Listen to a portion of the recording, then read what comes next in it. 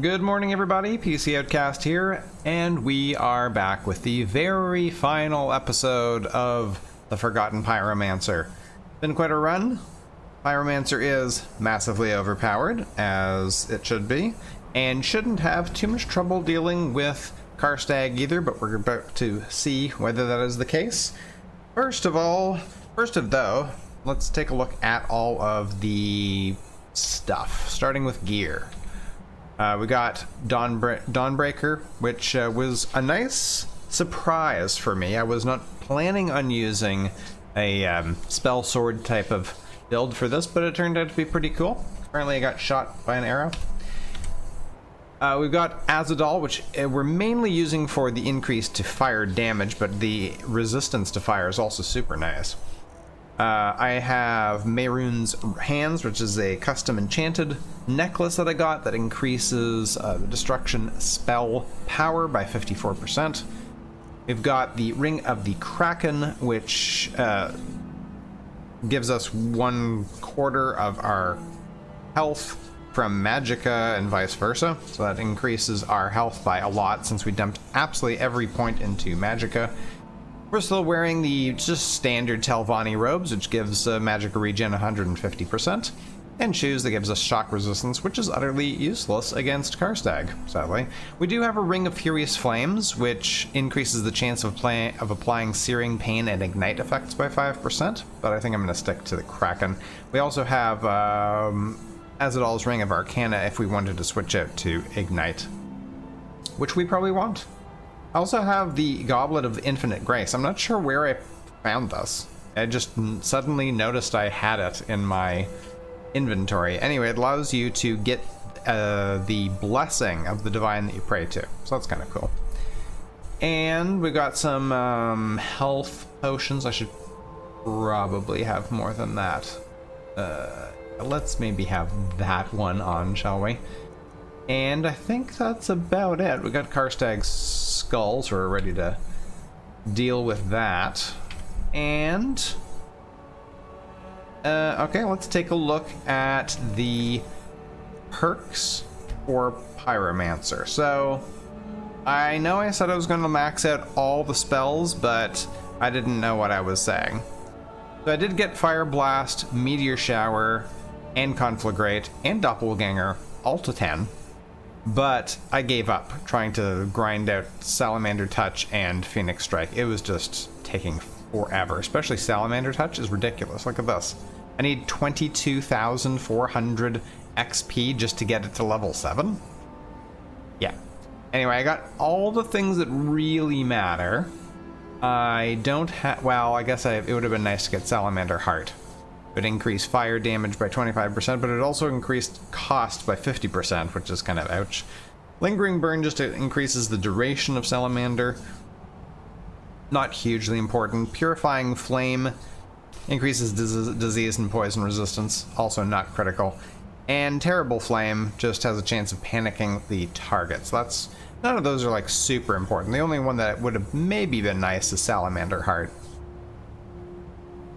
Same thing with Phoenix Strike. I pretty much got all the really good stuff. I don't have Blazing Speed, which increases my movement speed by 50% for 10 seconds after casting it. And Phoenix Gift, if you cast it while your health is at or below 15%, restores your health to maximum, 2-minute cooldown. Now, chances are I probably would not think to cast Phoenix Strike when I'm nearly dead. But if you do, that could be a nice full heal for you. As for everything, all the other spells, we have everything. So we don't really need to go over what all of these things do. Basically, it increases our power and stuff by a lot.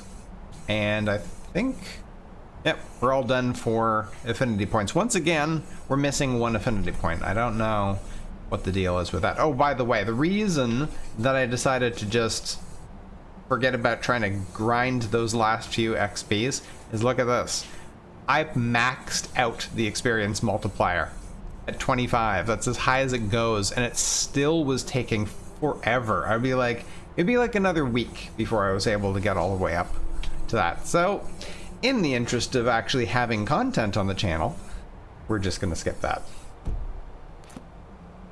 For regular perks, I did just a few points in one-handed, and didn't end up taking one-handed all the way to the top because that was not the focus of the build.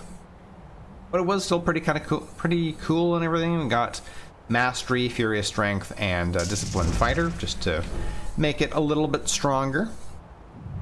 I got pretty much everything up the middle of the sneak tree, and also Demolition Job, which gives us a boost to the damage of our spells when we're sneaking.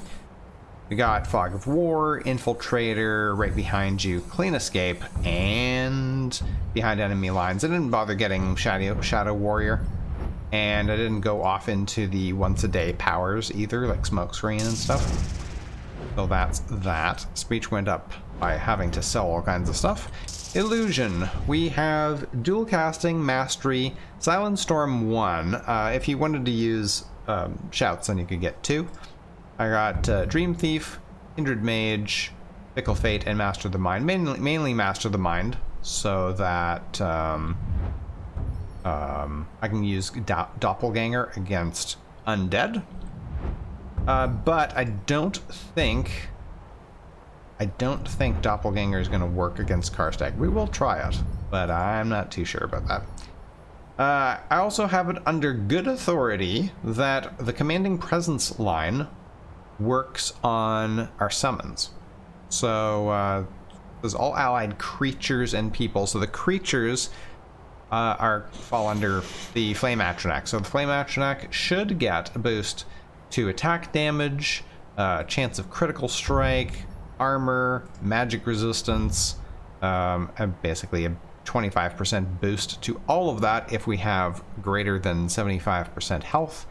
And finally, if we get hit by a weapon, then and our ally is within the range of Commanding Presence, they'll get extra attack damage for 5 seconds. Conjuration took everything on the left side that has anything to do with Atronachs. Increased range, increased duration. My destruction spells are more powerful if I'm within 30 feet of a Daedra. While I'm charging or concentrating a spell, the Daedra gets more attack damage. The Potency, which makes more powerful Atronachs. Unleash Hell, which gives them extra abilities. For example, the Flame Atronach gets Elemental Explosion. Pretty cool. Extra magic resistance and armor for our undead. And finally, March of Oblivion. We can just create a bunch of extra Atronachs if we so desire.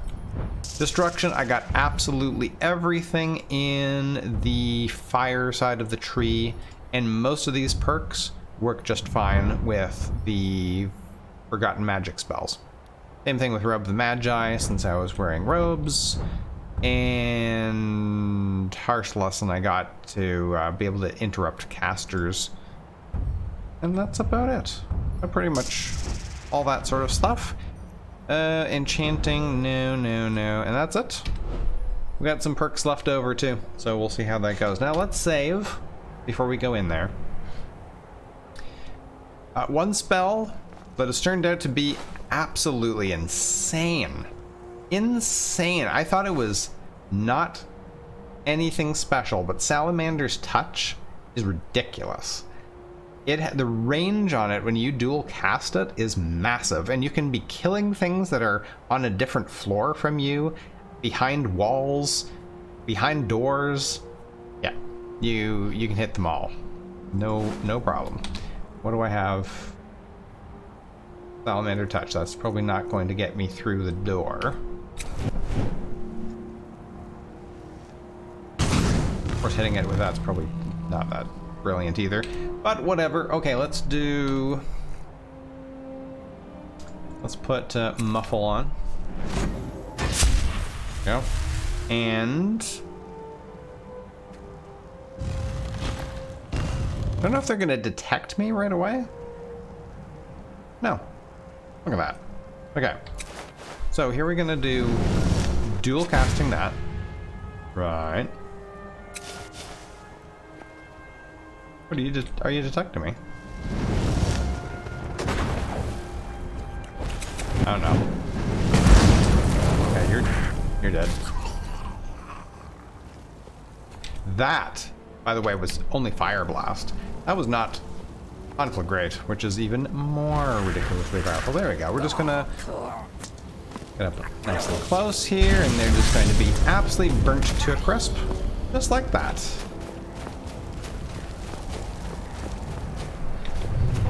This should be fun. Let's just cast a few more of these, right? Because they're gonna have some difficulty, obviously, with the ice.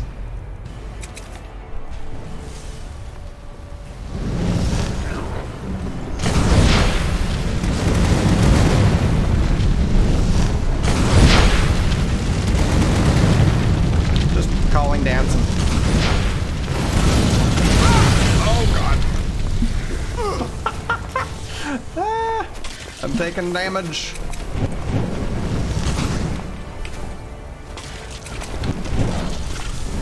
Strikes from on high.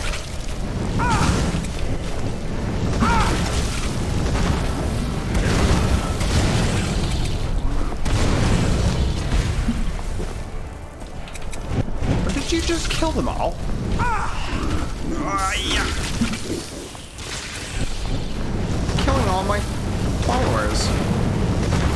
How dare you? Now Karstag's almost dead. Where is he? No, don't kill me just before you die.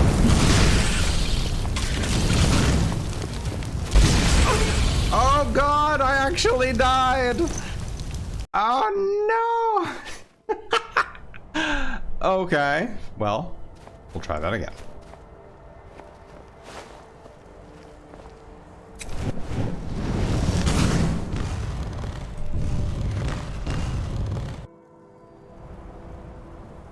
Wow.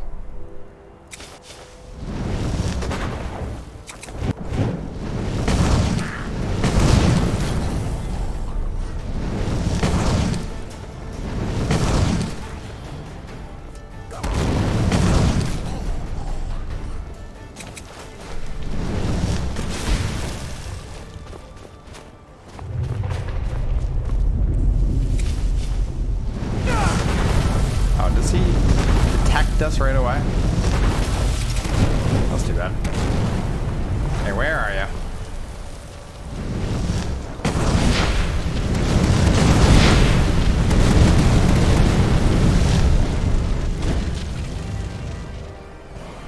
Oh, is he down?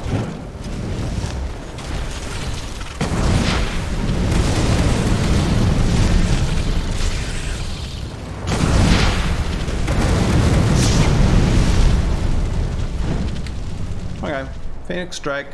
Oh, is he dead? Oh, he's dead. Okay, I was gonna do Phoenix Strike on him, but that time...